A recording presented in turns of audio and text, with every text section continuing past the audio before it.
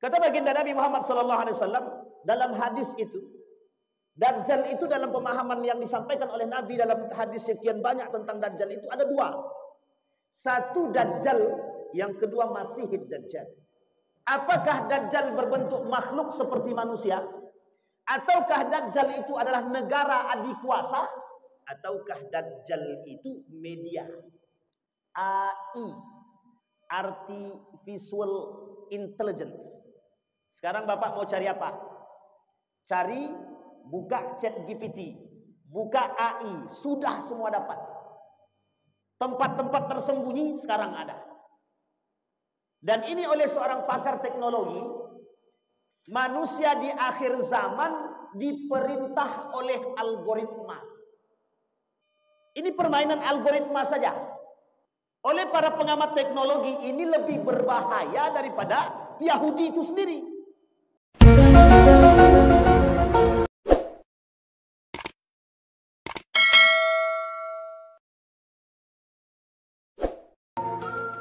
Allahumma salli wa sallim wa barik ala hadha an-nabiyil karim. Allahumma salli ala Muhammad wa ala ali Muhammad fil alamin innaka Hamidum Majid.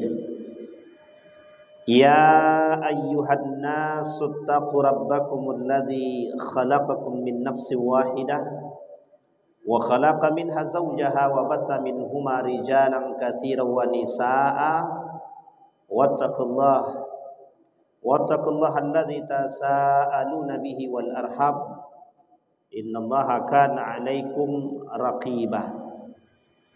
Wa qala Allah ta'ala ya ayyuhalladzina amanu taqullaha wa qulu qawlan sadida yuslih lakum a'malakum wa yaghfir lakum dhunubakum wa may yuti'illaha wa rasulahu faqad faza fawzan 'azima. Puji syukur kehadirat Allah dengan mengucapkan alhamdulillahirabbil alamin, berselawat kepada Nabi dengan mengucapkan Allahumma salli ala Muhammad wa ala ali Muhammad fil alamin innaka Hamidum Majid. Bapak Ibu sekalian yang berbahagia, mudah-mudahan Allah melimpahkan rahmat kepada kita semua. Allah berkahi, Allah sehatkan, Allah kuatkan, Allah limpahkan rezeki, Allah jadikan kita orang-orang yang istiqamah dan husnul khatimah. Untuk orang tua kita yang telah mendahului kita, Allah tempatkan di tempat terbaik di sisinya, Allah terima amal ibadahnya. Kemudian Allah kumpulkan bersama orang-orang yang saleh, dan insya Allah untuk orang tua kita yang masih hidup, mudah-mudahan istiqamah dan husnul khatimah. Amin ya rabbal alamin. Baik Bapak Ibu sekalian yang berbahagia, berkata baginda Nabi Muhammad sallallahu alaihi wasallam, wala nakhtimu al-ahadis al-madhkurat, kata Syekh Hasim Al-Asy'ari, bima rawahu Muslim fi sahihihi an Hudzaifah ibn Asid Al-Ghaffari radhiyallahu anhu qala ittala an-nabi sallallahu alaihi wasallam alaina wa nahnu natadhakaru faqala ma tadhakarun qalu nadhkuru as-sa'ah qala innaha lan taquma hatta tarawna qablaha 10 ayat. Kita langsung terjemahkan. Ketika baginda Nabi Muhammad SAW datang kepada para sahabat dan berkumpul bersama para sahabat sambil bermuzakarah. Ketika sambil bermuzakarah, kemudian Nabi bertanya, faqala ma tadhakkarun, apa yang telah kalian lakukan atau apa yang kalian muzakarahkan, kata Nabi kepada para sahabat. Kemudian berkata, nadhkurus sa'ah, kami berbicara, berdiskusi tentang persoalan Dajjal, persoalan hari kiamat. Faqala innaha lan taqumas sa'ah, tidak akan terjadi hari kiamat itu, kata Nabi, hatta tarawna qablaha 10 ayat, sampai kalian sebelumnya akan melihat 10 tanda hari kiamat itu. Fadzakara ad-dukhan, kata Nabi, yang pertama munculnya asap. Yang kemudian yang kedua ad-dajjal. Dajjal. Yang ketiga dabbah, binatang melata. Wa tulu' syamsi min maghribiha, matahari tulu' muncul daripada sebelah barat. Wa nuzul Isa ibn Maryam, turunnya Isa, Ya'jud wa Ma'jud, wa thalathatu khusuf. Ada 3 tanda-tanda. Yang pertama khasfun bil masyriq, wa khasfun bil maghrib, wa khasfun bi jaziratil Arab. Nanti akan muncul tanda-tanda kiamat yang besar, baik itu di timur maupun itu nanti di barat, begitu juga nanti ada di Arab. Wa akhiru dzalika narun takhruju minal Yaman. Kemudian di akhir munculnya api di negeri Yaman. Wa tatrudun nas ila mahsyarihim. Kemudian manusia akan keluar dan pergi menuju tempat yang sesungguhnya mereka tempati. Ada 10. Kata baginda Nabi Muhammad SAW, ada 10 setidaknya tanda hari kiamat besar yang tidak akan terjadi hari kiamat sebelum tanda-tanda ini muncul. Dan itu akan muncul di tengah umat manusia. Satu ketika ada seorang pemuda berangkat ke salah satu kota, kita anggap negara, ke salah satu negara. Ini kebetulan orangnya orang Arab. Mainlah dia ke salah satu kota yang disebut dengan negara yang disebut dengan Iran. Di negeri Iran tersebut ada satu kota yang terbesar nomor 3 setelah Mashhad, kemudian Tehran. Nama kota tersebut Isfahan. Kalau bahasa Nabi di dalam hadisnya Asbahan, tapi di sini disebut dengan Isfahan. Isfahan ini salah satu kota termasuk di antara 3 terbesar kota di Yaman, namanya Isfahan. Pemuda tersebut, orang Arab ini, dalam akhir-akhir ini videonya muncul. Dia sedang berjalan di kota tersebut, di kota Isfahan yang ada di negeri Iran. Dia keliling tuh kota-kota Isfahan itu. Dia banyak lihat tanda-tanda dalam video tersebut. Banyak sekali tanda-tanda bendera Yahudi. Bendera Yahudi. Jadi bendera-bendera, tanda-tanda bendera Yahudi itu nampak. Di setiap, ada di tempat ibadah, ada di beberapa tempat. Dilihat tuh. Kemudian beliau mengatakan satu hadis, dia teringat satu hadis daripada baginda Nabi Muhammad SAW. Kata Nabi, tidak akan muncul Dajjal itu sampai bersama dengan Dajjal tersebut ada 70.000 para pengikut dia. Dan 70.000 pengikut ini yang setia ini, yang sudah mempersiapkan senjata, ternyata berasal dari kota Isfahan, dari kelompok Yahudi Isfahan. Jadi kalau Bapak Ibu sekarang lihat Iran dengan Israel sedang berantem, sedang heboh-hebohnya perang. Pertanyaannya, perkataan Nabi itu pasti terjadi apa tidak? Bapak Ibu percaya dengan perkataan Nabi? Percaya ya? Apa perkataan Nabi yang belum terjadi? Tidak ada. Paling tentang hari kiamat saja. Tapi persoalan lain sudah terjadi. Kata para ulama, jika perkataan, kalau bahasa lainnya begini, jika ramalan Nabi tentang sesuatu yang akan datang itu mulai terbukti satu persatu dan mulai tampak secara luas, itu bertanda akhir daripada kehidupan semakin dekat. Kata para ulama, kalau perkataan baginda Nabi mulai terbukti sedikit demi sedikit dan sudah merabak luas, artinya akhir daripada kehidupan itu semakin dekat. Bahasa lainnya, kiamat semakin dekat. Itu bahasa lainnya. Maka kemudian kata pemuda tersebut, dilihat Pak, banyak sekali. Di beberapa tempat itu dia keliling, di kota Isfahan itu ada tanda-tanda bendera-bendera Yahudi. Tapi sekarang itu Yahudi dengan Iran, dengan Israel sedang berantem. Sekarang kita lihat, yang berantem itu Yahudi atau Israel. Israel, bukan Yahudi secara utuh. Yahudi ini banyak. Yahudi ini ada di Belanda, Yahudi ada di Inggris, Yahudi ada di Jerman, Yahudi ada di Amerika, Yahudi ada di Persia, Yahudi ada di beberapa tempat. Mayoritas Eropa hari ini itu kalau dikuliti darahnya itu rata-rata Yahudi semua. Coba bayangkan. Jadi rata-rata, bukan rata-rata sebenarnya, bisa dibilang memang banyak. Di Eropa itu sekarang, di negara-negara yang tadi saya sebutkan itu, banyak sekali orang Yahudinya yang berdarahkan Yahudi itu saja. Kita ambil contoh misalkan yang diperdebatkan orang hari ini, Bill Gates. Siapa Bill Gates itu? Saya tak kaitkan dengan vaksinnya, tapi kita coba tak lihat siapa Bill Gates itu. Diperdebatkan itu banyak orang yang menguraikan tentang asalnya. Ada yang mengatakan besar dia adalah orang Yahudi, bapak dia Yahudi, gitu. Mama dia Yahudi, gitu. Bill Gates.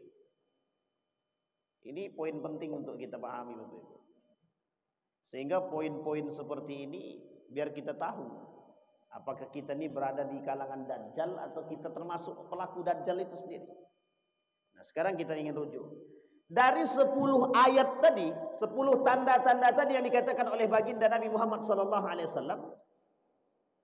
ada tanda yang sebagai pembuka tanda daripada hari kiamat itu adalah tersebarnya kelak, bukan tersebar, munculnya Dajjal. Kita urai sedikit, tidak usah panjang-panjang tentang Dajjal itu. Dajjal itu kata Nabi terbagi dua. Dalam hadis Nabi itu ada dua macam. Satu Dajjal itu sendiri, yang kedua Masihid Dajjal. Sekarang Bapak Ibu boleh cek dimanapun sekarang, berita dimanapun. Setiap hari ini mulai, kita bukan hari ini, akhir-akhir ini, bermunculan semua persepsi tentang Dajjal, Ya'juj, Ma'juj, Dukhan, Sungai Efrat dan lain sebagainya. Tanda kekuasaan Allah serta tanda-tanda akhir zaman. Ini Pak, disebabkan karena perangnya antara Israel dan Palestina. Jadi pemicu awalnya munculnya para pemikir-pemikir hadis-hadis akhir zaman itu disebabkan karena perang antara Israel dan Palestina. Sebagian para pengamat politik mengatakan ini perang akhir antara Palestina dengan Israel. Kalau perang ini terakhir antara Palestina dan Israel, berarti tandanya sebentar lagi kiamat. Itu tandanya. Sehingga ini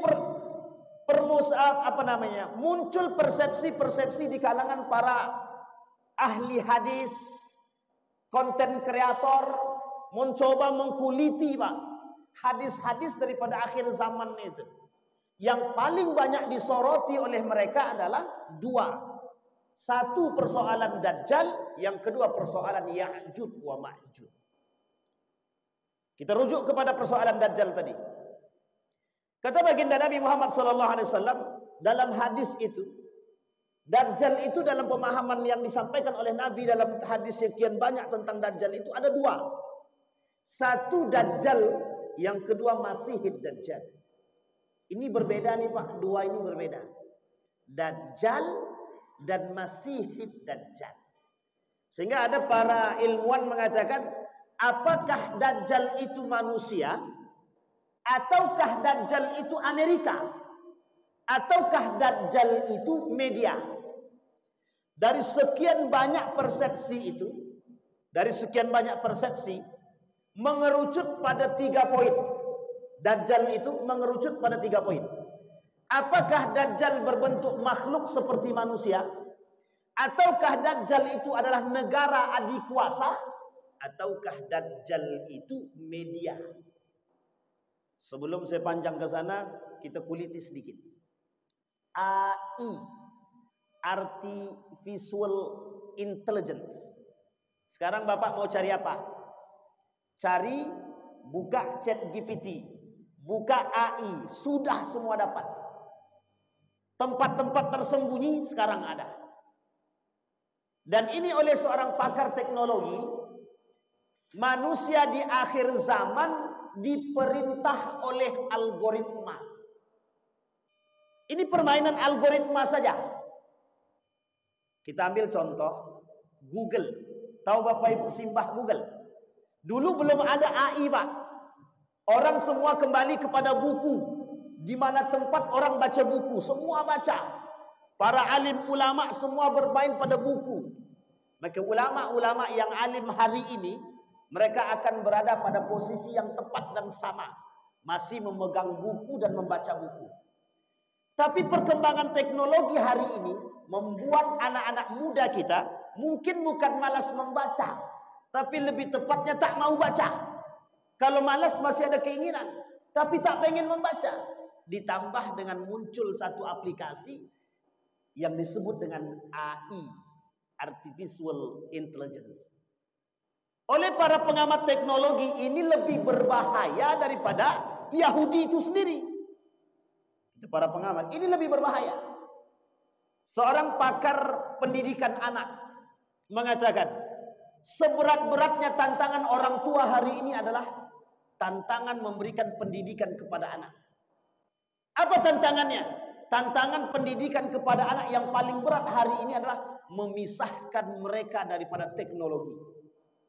Coba bayangkan, mahasiswa hari ini tidak perlu ngetik, cukup bilang skripsi tentang ekonomi Islam, keluar semua, Pak. Tinggal cari. Saya mau ini ditulis otomatis pakai ChatGPT, nulis sendiri, Pak. Paragrafnya rapi. Kalau pengen terjemahkan ke dalam bahasa Inggris, langsung dibuatnya dalam terjemahan dalam bahasa Inggris. Rapi dan bersih. Lebih rapi daripada orang dia sendiri. Coba bayangkan. Dan ini pernah terjadi. Salah satu dulu ada seorang pakar teknologi dari Amerika dan Jepang itu ingin membuat satu chip kecil yang isi chip itu ketika dimasukkan ke otak manusia, disambungkan dengan kabel-kabel otaknya itu bisa mengakses semua yang dia inginkan. Bahasa lainnya, hari ini sudah terbukti melalui artificial intelligence. 2 hari yang lalu saya melihat satu video. Bagaimana cara seorang anak pemuda ini mengkuliti persoalan tentang algoritma memerintah manusia. Bahasa lainnya begini, peradaban teknologi. Algoritma menjadi direktur peradaban dia, bapak peradaban dia. Artinya apa? Sudah tak zaman kembali pada masa yang dahulu. Sekarang kita kembali pada masa yang secanggih-canggihnya. Ingat Bapak Ibu, kita kembalikan kepada sejarah. Sesuatu, saya rujuk kepada Fir'aun. Fir'aun sampai pada puncak tertinggi kesombongannya, Allah matikan. Qarun sampai puncak tertinggi kesombongannya dengan kekayaannya, Allah benamkan. Teknologi sampai pada puncak tertinggi kelak masanya, puncak tertinggi daripada teknologi adalah menciptakan manusia yang abadi sepanjang zaman. Menciptakan manusia abadi sepanjang zaman. Kalau buat bangunan terbang, sudah banyak yang bisa. Karena pesawat terbang bisa dibuat. Motor bisa terbang, motor Cina sudah buat. Jepang yang belanja robot. Di Jepang, laki-laki berhubungan badan tidak lagi dengan wanita, tapi dengan boneka wanita. Coba bayangkan. Artinya perkembangan teknologi, masak, mencuci tidak perlu manusia, cukup robot. Artinya manusia dimanjakan dengan teknologi hari ini. Tapi bayangkan, jika saatnya datang, Allah matikan semua itu, apa yang terjadi dengan manusia? Jika saatnya Allah matikan semua, sedang kita dalam kebutuhan yang tinggi terhadap makanan, tiba-tiba Allah habiskan makanan tersebut. Allah hilangkan makanan tersebut. Allah susahkan kita mencari makanan tersebut. Apa yang terjadi? Jangankan persoalan itu. Air saja yang setiap hari Allah kasih kita air melalui hujan, sumur, sekali Allah keringkan semua. Bapak Ibu boleh lihat ilustrasinya. Air hanya setetes itu bisa saling berbunuhan.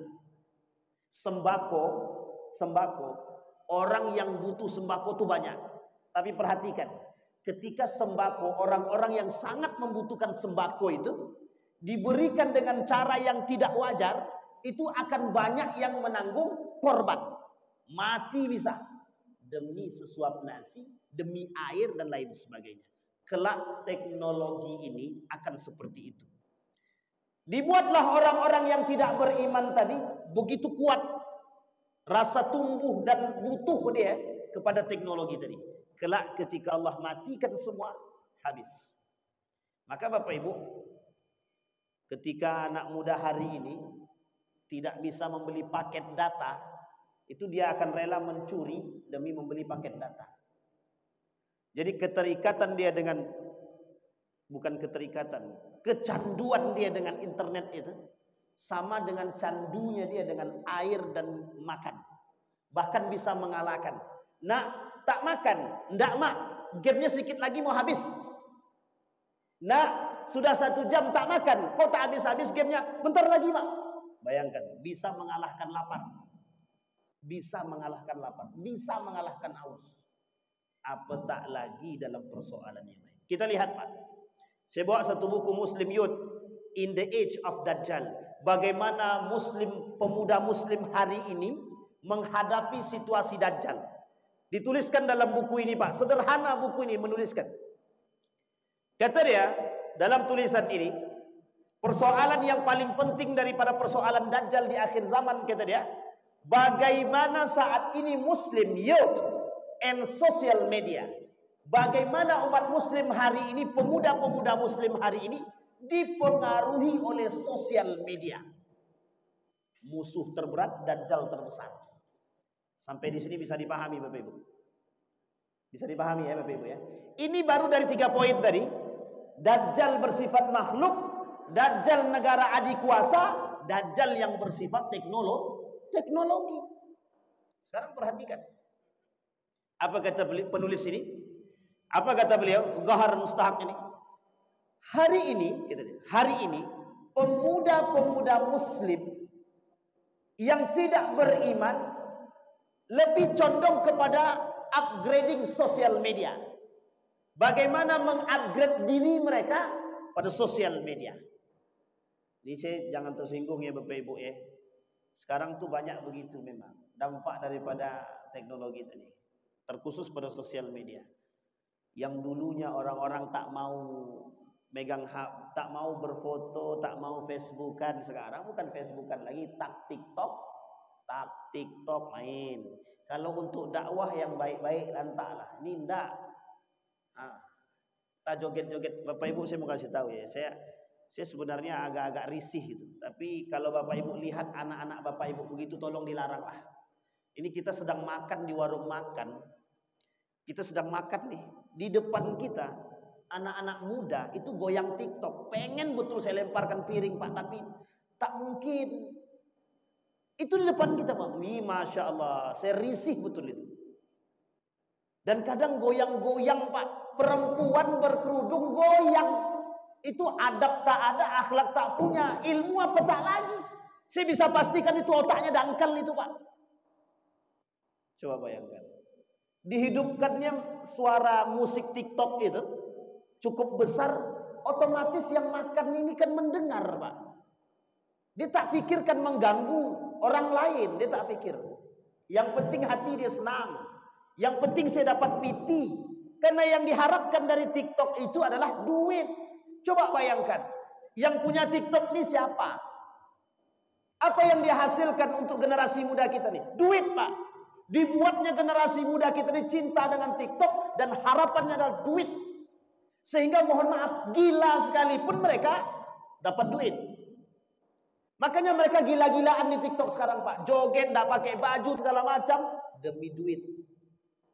Jadi harga diri dah tidak ada.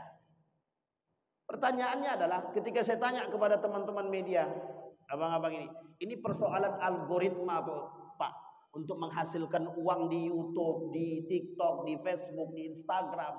Itu tergantung persoalan algoritma, permainan algoritma. Betul ya Bang? Ternyata apa yang disampaikan pemuda yang tadi, yang berbicara tentang teknologi, hari ini manusia diperintahkan oleh algoritma. Algoritma ini nggak punya duit, tapi dia bisa mengatur manusia dengan menghasilkan uang. Coba bayangkan. Uniknya lagi kadang-kadang, kalau orang tidak beragama, saya mungkin tidak kisah Pak. Tapi orang beragama justru joget-joget, mengerti agama dia joget-joget. Ya Rab, ini yang menjadi masalah. Itu pengikut-pengikut Dajjal itu ya begitu itu. Pengikut-pengikut Dajjal itu ya begitu. Bapak Ibu boleh lihat itu. Nah, kembali kepada poin. Ini teknologi, Bang. Jadi Bapak Ibu sekalian yang berbahagia, pertanyaannya, apakah ada solusi terhadap perkembangan teknologi? Ada. Yang pertama, kuatkan dulu generasi kita dengan akidah dan keimanan. Wajib Pak, wajib. Cara orang tua memperkuat akidah dan keimanan anak hari ini harus dengan ketegasan dan kekerasan. Keras di sini bukan memukul, tapi lebih kepada pengawasan yang ketat. Itu yang pertama. Akidah dia, iman dia. Yang kedua, bagaimana cara orang tua hari ini adalah memberikan pendidikan Al-Quran kepada anak. Wajib Pak, wajib. Kalau dulu pendidikan Al-Quran itu mungkin dianggap orang remeh dan sepele, hari ini pendidikan Al-Quran hukum dia wajib bagi orang beriman untuk memberikan kepada anaknya. Kalau jauh dari Quran habis. Solat cuma 5 menit Pak, solat itu cuma 5 menit. Itu pun kalau dia solatnya pakai tumaknina. Kalau tak pakai tumaknina 23 pun bisa 10 menit. Nah, itu tidak ada tumakninanya sama sekali. Nah, coba bayangkan, pertanyaannya itu lebih parah itu Pak. Yang kedua, yang ketiga, yang paling penting di antara yang terpenting. Yang paling penting di antara yang terpenting. Tadi siang saya mendengarkan ceramah Dr. Mawardi Muhammad Saleh. Langsung apa kata beliau? Hari ini kalau orang tua tidak bisa memberikan pendidikan sholat kepada anaknya, maka jangan pernah bermimpi mendapatkan masa depan terbaik bagi anaknya, apapun itu. Itu kata beliau. Kuncinya di situ. Yang terakhir kata Imam Al-Ghazali, yang keempat, pengaruh lingkungan sangat-sangat besar dalam membentuk karakter. Sehingga peran orang tua berat Pak, terkhusus dalam persoalan teknologi ini. Ada seorang syekh dari Malaysia itu, ketika beliau diwawancarai, bagaimana cara kita mengatasi anak-anak yang setiap waktu bermain dengan game, bermain dengan HP, bermain dengan gadget, bermain dengan laptop, bermain dengan tab. Beliau jawab,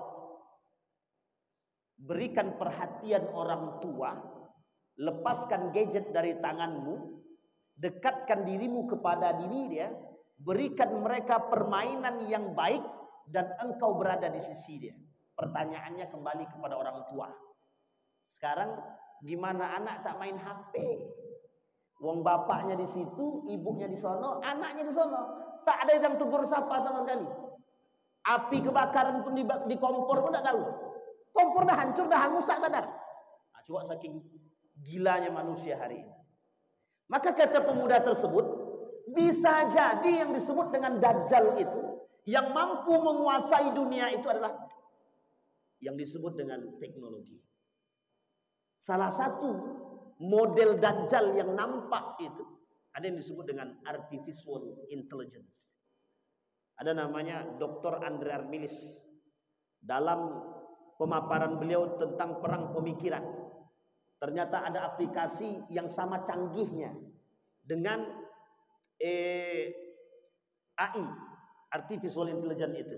Kata beliau namanya, saya kalau tidak salah Closemate kata beliau. Dan itu aplikasi sama Pak canggihnya. Orang-orang yang dalam dunia akademik, Anda mau buat apa? Mau buat jurnal. Sebaik apa jurnal, dalam bahasa apa? Arab, Inggris, Jerman, semua. Tinggal sebut, tinggal buat, selesai. Beberapa waktu yang lalu kami membuat laporan Mbak. Harus ngetik tuh Pak. Apa kata kawan saya yang sudah canggih otak dia? Ustaz sudah kuno, katrok kata dia. Sini, saya buatkan kata dia. Dibuka dia chat GPT, tolong susunkan laporan pertanggungjawaban akhir tahun pondok pesantren. Keluar semua Pak, set, rapi. Saya bilang ya Allah, makin bodoh kita dibuatnya Pak. Makin bodoh. Coba bayangkan. Kalau ini salah tempat, tidak sesuai, habis kita. Baik, itu yang pertama. Yang kedua, yang disebut dengan Dajjal, sebagian kalangan mengatakan adalah negara adik kuasa. Siapa sekarang negara yang paling berkuasa? Sekarang Bapak Ibu saya mau tanya, negara yang paling berkuasa di muka bumi ini hari ini mana? Siapa? Amerika. Yang lain? Cina. Apa tuh? Israel. Yang paling berkuasa hari ini bukan Amerika, bukan Cina, tapi Israel. Kenapa saya katakan yang paling berkuasa? Satu-satunya negara yang berani menentang PBB secara lantang dan tidak menurut cuma Israel. Apa jawaban Netanyahu? Mereka itu di bawah kami. Kami penguasa. Coba bayangkan. Israel ini negara kecil yang tidak diakui. Diakui pada tahun 1997. Kalau saya tak salah. Diakui oleh PBB 1900-an itu. Tapi secara ilegal. Maksud ilegal itu gimana? Harusnya dapat tanah sepetak, cuman ditambah tuh tanahnya Pak. Pernah kami bahas dalam sejarah itu. Mau tidak mau Yasser Arafat itu pada masanya mengakui keberadaan negara Israel. Kecil jumlahnya sedikit, tapi berkuasa. Pertanyaannya, bagaimana cara mereka berkuasa? Sederhana Pak. Melalui tangan-tangan dia yang ada di negara-negara Eropa yang paling berkuasa. Siapa mereka? Zionis. Siapa mereka? Yahudi. Melalui organisasi-organisasi yang mereka bangun. Bapak Ibu mungkin pernah mendengar organisasi yang paling terkenal dalam kelompok Yahudi, Freemasonry. Penyatu semua orang-orang Yahudi di dunia. Penyokong dana semua orang-orang Yahudi di dunia. Dikumpulkan oleh Theodor Herzl. Dikumpulkan semua orang-orang Yahudi yang kaya. Termasuk ketika itu salah satunya Jerman. Maka mohon maaf, di Jerman itu orang paling kaya Jerman itu Yahudi. Orang Yahudi. Amerika apa tak lagi? Tak perlu Bapak khawatir kalau Amerika itu. Nah, Bapak Ibu sekalian yang berbahagia. Kembali kepada poin tadi. Kenapa kita katakan Israel itu negara yang paling berkuasa hari ini? Semua mata di dunia ini tertuju pada satu tempat. Uniknya, ketika ada Long March ingin mendobrak blokade Israel ke Gaza, dari berbagai macam negara, hampir semua negara melarang rakyat dia datang ke sana. Termasuk Mesir. Yang berangkat, lihat. Kalau ada orang Indonesia yang mau berangkat, tangkap, deportasi. Banyak kemarin dideportasi Pak. Yang melakukan long march ke Gaza melalui Mesir, yang ingin mendobrak blokade Israel.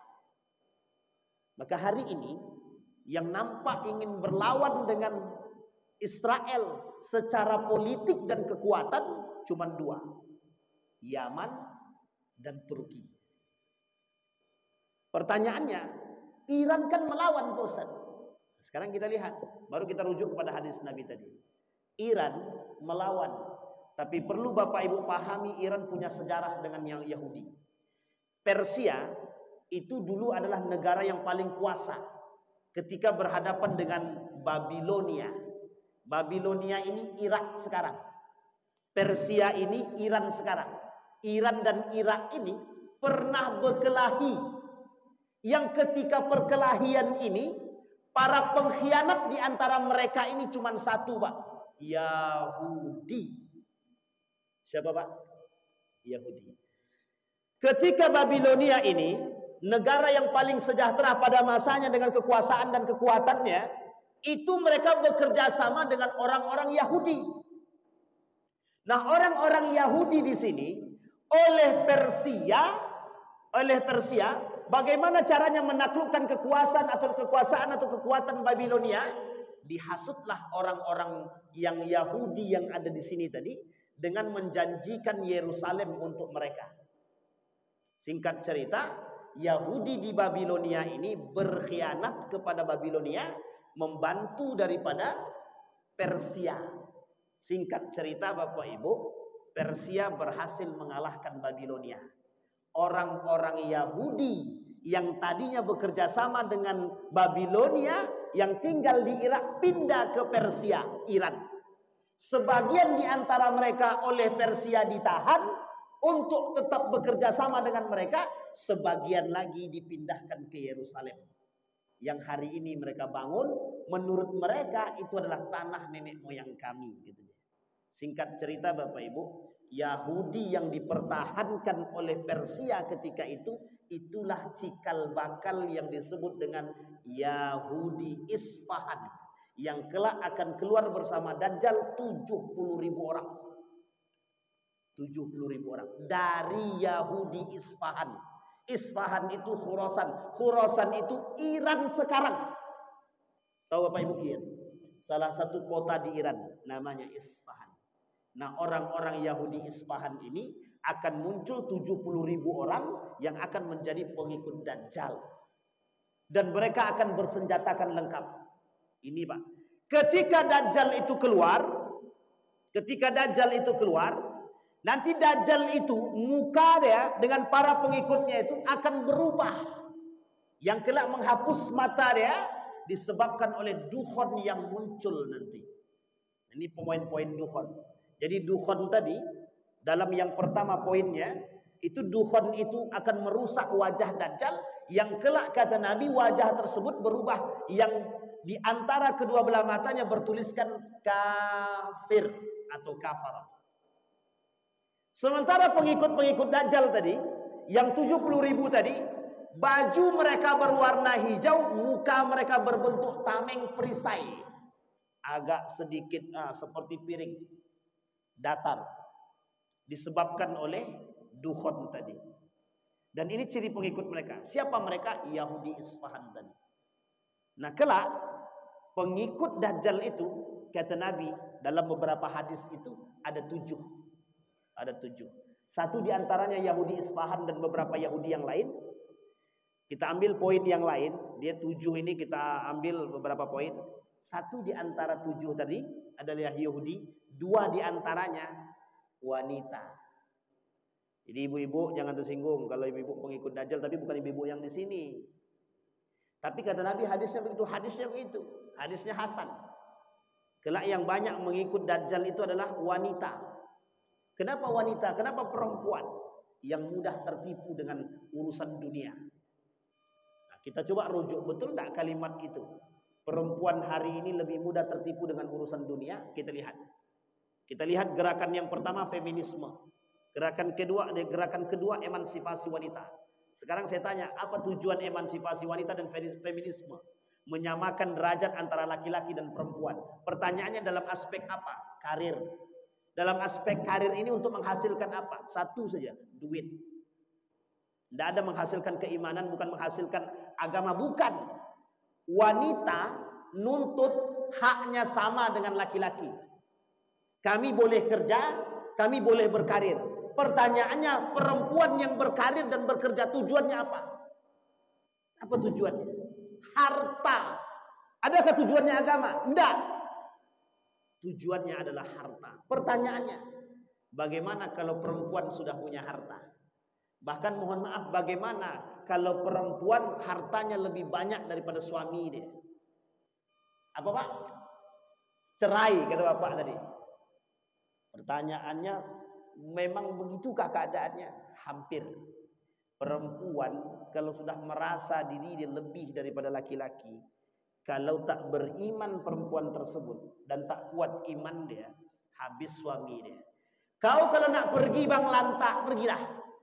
Duit-duit aku, kau tinggal di rumah aku, mobil-mobil aku, tak usah kau bawa-bawa barang pergi sendiri. Na'udzubillah, summa na'udzubillah.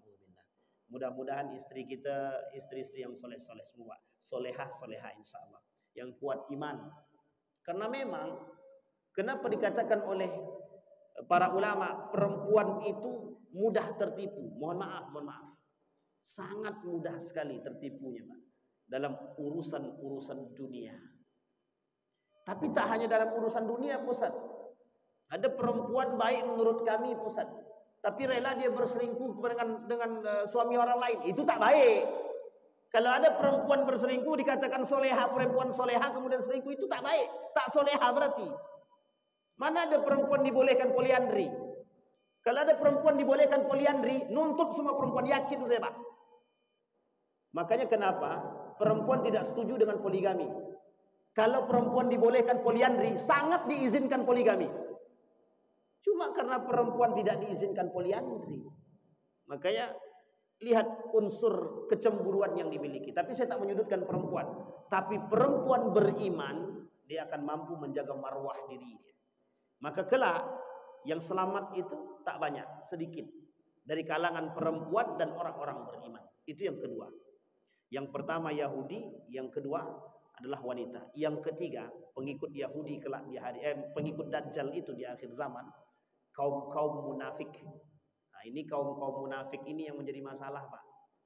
Kaum munafik ini siapa?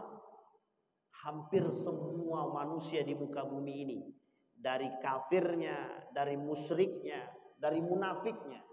Maka yang sedikit itu nanti yang tersisa, Pak. Yang sedikit itu kata Nabi, orang-orang beriman. Disampaikan oleh Nabi, orang beriman yang sedikit itu mereka akan kembali kepada tempat mereka. Di mana tempat mereka kelak? Di Palestina. Maka yang tersisa di muka bumi ini setelah orang beriman ini berhijrah ke Palestina, maka yang tersisa di muka bumi ini dua, kafir, munafik. Orang kafir kemudian orang munafik. Orang munafik itu bisa dari kafir, bisa juga dari orang-orang muslim. Kembali kepada poin tadi Bapak Ibu. Sehingga mohon maaf Bapak Ibu sekalian yang berbahagia, pertanyaan muncul, apakah Dajjal hari ini sudah muncul? Dajjal tadi ada dua. Ada Dajjal itu sendiri, ada Masihid Dajjal. Nabi menyampaikan dalam hadisnya, kata Nabi, akan datang satu masa kepada umatku, Dajjaluna kadzabun. Akan tersebar di tengah umatku, kata Nabi, Dajjaluna kadzabun. Dajjaluna kadzabun ini Bapak Ibu, manusia yang bersifat seperti Dajjal. Sekarang pertanyaannya, apa sifat Dajjal itu? Satu, manipulatif. Kalau bahasa sederhananya, dusta. Kalau bahasa paling rendahnya, pemongak. Itu pendusta, itu pemongak. Apalagi bahasa lainnya? Pembohong, ya itu bahasa Indonesia. Bahasa kampung awak, panduto. Ternyata Dajjal itu punya satu sifat, satu karakter yang sangat menonjol adalah dusta, kadzabun, kadzab, pendusta. Di mana letak dusta dia? Ketika di tangan kanannya madu, ketika di tangan kanannya dia katakan ini adalah surga, maka pada hakikatnya itu adalah neraka. Ketika di tangan kirinya adalah neraka, pada hakikatnya adalah surga. Begitu modelnya. Artinya apa? Manipulatif. Cuma Dajjal diberikan kelebihan. Tunjuk langit bisa hujan. Tunjuk mayat bisa hidup. Itu kelebihan Dajjal. Maka di mana Dajjal berpijak, di mana Dajjal menginjakkan kaki dia, di bumi tersebutlah, di kota tersebutlah orang-orang yang datang dari orang-orang yang di pedesaan akan datang. Illa kecuali orang-orang beriman. Dia yang selamat orang beriman. Yang beriman ini siapa? Nanti kita lihat di akhir penjelasan kita ada bagaimana selamat dari Dajjal itu sudah disampaikan oleh baginda Nabi Muhammad SAW. Jangan dikira main-main apa yang dikatakan Nabi tersebut. Karena sungguh orang yang mengamalkan perkataan Nabi, yang menjalankan apa yang dikatakan oleh baginda Nabi Muhammad SAW, sungguh dia akan selamat, bahkan dimatikan sebelum dia bertemu dengan Dajjal. Na'udzubillahi tsumma na'udzubillah. Pertanyaannya adalah, apakah Dajjal itu hari ini bersifat manusia? Maka kalau kita rujuk kepada pemahaman Nabi sampaikan ada dua. Satu yang bersifat makhluk seperti kita, itu disebut dengan Masihid Dajjal. Kelak yang akan datang di akhir zaman, namanya Masihid Dajjal. Doa kita dalam setiap sholat disunnahkan yusannu an yaqra hadzal doa. Sangat disunnahkan kata para ulama membaca doa ini ketika tahiyat akhir. At-tahiyatul sampai akhir, selesai tahiyat terakhir ada doanya. Allahumma inni a'udzubika min adzab bil qabri wa min adzabi jahannam wa min syarri fitnati mahya wal mamat wa min syarri fitnati masihid dajjal. Yang belum mengamalkan ini dalam doanya dalam salat wajib ataupun sunnah, maka pakailah. Karena sesungguhnya doa ini itu sangat-sangat yang dianjurkan oleh Nabi dan sangat disunnahkan. Karena di sini kita akan menghadapi dalam sekian banyak fitnah. Fitnah pertama, fitnah kubur. Fitnah kedua, fitnah neraka jahanam. Fitnah ketiga, fitnah kehidupan. Fitnah keempat, kematian. Dan fitnah yang paling berbahaya yang terakhir, Dajjal. Tapi ingat, di balik Dajjal tadi, itu Dajjal yang disebut dengan Masihid Dajjal, yang Dajjal berbentuk makhluk yang hampir seperti manusia, bermata satu, bertuliskan kafir. Yang kedua, ada yang disebut dengan manusia yang menyerupai Dajjal. Ini jauh lebih berbahaya sebelum datangnya Dajjal itu sendiri. Kenapa demikian? Harus ada pengikutnya dulu. Jadi harus dibentuk pengikutnya dulu. Sehingga kelak pengikut Dajjal itu banyak 7 golongan. 3 sudah kita sampaikan. Kelak insya Allah kalau kita ketemu lagi dengan izin Allah, kita sampaikan yang sisanya yang 4. Kenapa demikian? Karena kata Nabi dalam riwayat yang lain, yang paling ditakutkan oleh Nabi di akhir zaman itu, di hari kiamat, mendekat hari kiamat di akhir zaman, bukan hanya persoalan Dajjalnya, tapi ada manusia-manusia yang bersifat seperti Dajjal. Salah satu di antaranya ulama su, orang-orang alim, baik alim dalam segi ilmu agama atau alim dalam sekian banyak ilmu, yang su, buruk perangainya, yang dia jual agama demi kepentingannya, yang dia jual semuanya demi kepentingan pribadi dia, demi keuntungan yang lain. Dia lakukan manipulatif yang kelak disebut dengan Dajjal, manusia yang penuh dengan tipu daya. Jadi Pak Ustaz, kalau ada manusia yang suka nipu, Dajjal mungkin. Kalau ada manusia yang suka dusta, berarti bagian daripada Dajjal sifatnya. Orangnya mungkin tidak, tapi sifatnya mungkin seperti Dajjal. Na'udzubillahi tsumma na'udzubillah. Bapak Ibu sekalian yang berbahagia, insyaallah mudah-mudahan kalau Allah mengizinkan kita dengan umur, kita ketemu kembali, insyaallah kita sampaikan 4 poin terakhir daripada pengikut Dajjal, serta kita tutup dengan bagaimana cara selamat di akhir zaman terlepas daripada fitnah manusia pengikut Dajjal dan fitnahnya Dajjal itu sendiri atau Masihid Dajjal. Mudah-mudahan bermanfaat. Fa'tabiru ya ulil absar la'allakum tuflihun. Assalamualaikum warahmatullahi wabarakatuh.